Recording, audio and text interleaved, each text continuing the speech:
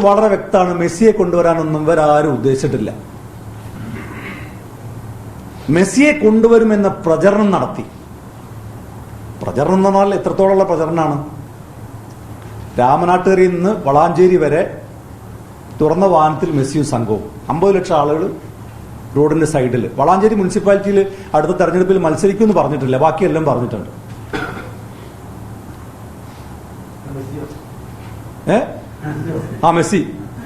Messi അടുത്ത വളാഞ്ചേരി മുനിസിപ്പാലിറ്റിയിൽ മത്സരിക്കുമെന്ന് പറഞ്ഞിട്ടില്ല, ബാക്കിയെല്ലാം പറഞ്ഞു. രാമനാട്ടുകരയിൽ നിന്ന് തുറന്ന വാഹനത്തിൽ ആളുകളൊക്കെ അഭിവാദ്യം ചെയ്ത് അത് റോഡിന്റെ ഇടതേ ഭാഗത്ത് വലതേ ഭാഗത്ത് അതിന്റെ ആനിമേഷൻ വീഡിയോ.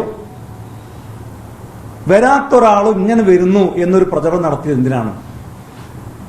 അർജന്റീനയിൽ പോയി 4 ഫോട്ടോ എടുക്കുക, എന്നിട്ട് അവിടെ നിന്നുള്ള ഏതൊരു കൊമേഴ്ഷ്യൽ വിഭാഗത്തിന്റെ ഏതോ ഒരാളെ എന്തോ പറഞ്ഞ് പറ്റിച്ച് ഈ പറഞ്ഞൊക്കെ പറ്റിക്കുന്ന ആൾക്ക് ഇതൊക്കെ വളരെ എളുപ്പമാണല്ലോ. കൊച്ചിയിലെ സ്റ്റേഡിയത്തിൽ കൊണ്ടുവന്നൊരു ഫോട്ടോ എടുത്ത് അയാളും പോയി. മെസ്സി വരാനുള്ള ഒരു ശ്രമവും സംസ്ഥാന സർക്കാരോ സ്പോൺസറോ ഒന്നും നടത്തിയിട്ടില്ല. പിന്നെ എന്തിന്? ഇതിന്റെ മറവിൽ, മെസ്സിയെ കൊണ്ടുവരുന്നു എന്ന മറവിൽ ഒരു വലിയ ഉഡായിപ്പ് ഇവർ നടത്തിയിട്ടുണ്ട്. ആ ഉഡായിപ്പ് എന്താണെന്നുള്ളത് വരും ദിവസങ്ങളാണ് വ്യക്തമാകേണ്ടത്. ഇപ്പോൾ 139 കോടി രൂപ അങ്ങോട്ട് അയച്ചു എന്ന് പറയുന്നു. 139 കോടി രൂപ അങ്ങോട്ട് അയച്ചിട്ടുണ്ടോ? എങ്കിൽ ആ പണം ഏത് പണമാണ്? സർക്കാർ നടത്തിയ അഴിമതിയുടെ പണമാണോ?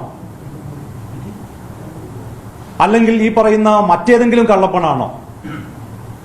ഈ കള്ളപ്പണം അങ്ങോട്ടേക്ക് കയറ്റിയേക്കാനുള്ള ഒരു തന്ത്രം എന്ന നിലക്കാണോ ഇത്തരമൊരു നാടകം? ഇത് ഫുൾ പ്ലാൻഡ് ആണ്, സ്ക്രിപ്റ്റഡ് ആണ് ഈ നാടകം ജനങ്ങളുടെ മുമ്പിൽ അവതരിപ്പിച്ചത്. കലൂർ സ്റ്റേഡിയത്തിന് 70 കോടിയല്ല, അതിന്റെ ഇരട്ടിയിലേറെ തുക ചിലവാക്കേണ്ടി വരും, ചിലവാക്കും എന്നാണ് പറഞ്ഞത്. 100-ൽ താഴെ ആളുകൾ എത്ര മാസം പണിയെടുക്കണം ഈ പറയുന്ന 70 കോടി ചിലവാക്കണമെങ്കിൽ? അതൊക്കെ പച്ചക്കള്ളമായിരുന്നു. ആർക്കും പരിശോധിച്ചാൽ ബോധ്യമാകുന്ന സത്യമാണ്.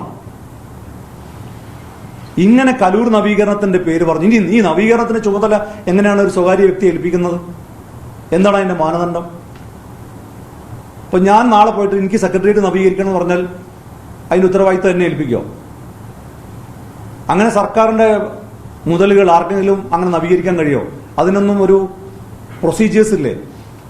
നടപടിക്രമങ്ങളില്ലേ? എന്തായിരുന്നു നടപടിക്രമം? ഈ പറയുന്ന എത്രയും അധികം കേസുകളിൽപ്പെട്ട മാത്രമല്ല ഇതിപ്പോ നമ്മൾ മാധ്യമ പിന്നെ വാർത്തകളും മറ്റതൊക്കെ പരിശോധിക്കുമ്പോൾ നമുക്ക് മനസ്സിലാക്കാൻ കഴിഞ്ഞ കാര്യങ്ങളാണ്. സർക്കാരിന് ഇതിനേക്കാൾ കൂടുതൽ ഇന്റലിജൻസ് റിപ്പോർട്ട് ഉണ്ടാവില്ലേ? അപ്പൊ ഇത്തരം ഷേഡി ക്യാരക്ടറായിട്ടുള്ള, ഡൂബിയസ് ക്യാരക്ടറായിട്ടുള്ള ഒരു വ്യക്തിയെ ഒരു സർക്കാരിന്റെ ഒരു ഇവന്റ് ഏൽപ്പിക്കുമ്പോൾ സർക്കാരിന് ഇക്കാര്യങ്ങളൊന്നും അറിയില്ലേ? എന്നിട്ട് ഉയർന്ന പോലീസ് ഉദ്യോഗസ്ഥന്മാരുമായിട്ട് മീറ്റിംഗിനുള്ള അവസരം ഉണ്ടാക്കി കൊടുക്കുന്നു. സർക്കാർ തന്നെ അന്വേഷിച്ചുകൊണ്ടിരിക്കുന്ന നിരവധി കേസുകളിൽ പ്രതിയായിട്ടുള്ള ഒരാളെ കേരളത്തിലെ ഉയർന്ന പോലീസ് ഉദ്യോഗസ്ഥന്മാരുമായിട്ട് ചേർന്ന് മീറ്റിംഗ് നടത്താനുള്ള അനുമതി എങ്ങനെയാണ് സംസ്ഥാന സർക്കാർ കൊടുക്കുന്നത്? ഇതിന്റെ റിസൾട്ടുകളും കണ്ടു തുടങ്ങി. മുട്ടിൽ മരമുറി കേസിൽ പാവങ്ങളായിട്ടുള്ള ആദിവാസികളുടെ പേരിൽ നോട്ടീസ് വരാൻ തുടങ്ങി. ഒരു ആദിവാസിക്ക് ഫൈൻ വന്നത് 80 ലക്ഷം രൂപയാണ്. 80 ലക്ഷം രൂപ എങ്ങനെ ആദിവാസി അടയ്ക്കാം? റവന്യൂ ഉദ്യോഗസ്ഥന്മാർ ഇതിനൊക്കെ നോട്ടീസ് കൊടുത്തു. ഇവിടെ നവംബർ 1-ാം തീയതി പിന്നെ ദാരിദ്ര്യമുക്ത കേരളമായിട്ട് പ്രഖ്യാപിക്കാൻ പോവാണല്ലോ. ഈ പറയുന്ന വയനാട്ടിലെ ആദിവാസി ഊരുകളിലൊക്കെ പോയാൽ ഇവിടെ ദരിദ്രരുണ്ടോ ഇല്ലേ എന്നുള്ളത് കാണാൻ പറ്റും.